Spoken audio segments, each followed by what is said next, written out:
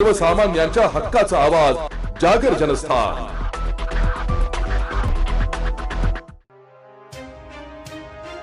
जळगावच्या चाळीसगाव तालुक्यातील तरवाडे येथून धनश्री उमेश शिंदे वर्ष 9 ही मुलगी दिनांक 12 डिसेंबर रोजी संध्याकाळी 5 वाजेपासून तरवाडे गावातून बेपत्ता झाली होती।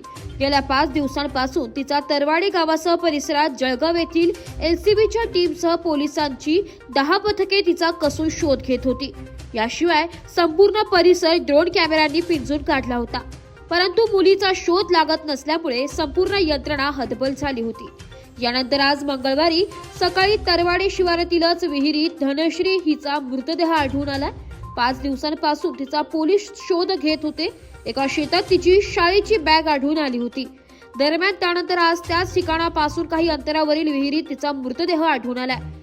पोलीस संपूर्ण घटनेचा कसून तपास करीत आहेत, तर पोलीस घटनास्थळी दाखल झाले असून मृतदेह शवविच्छेदनासाठी पाठवण्याच्या हालचाली सुरू आहेत। जागर जनस्थानसाठी प्रतिनिधी सुजिलाल हडपे, चाळीसगाव।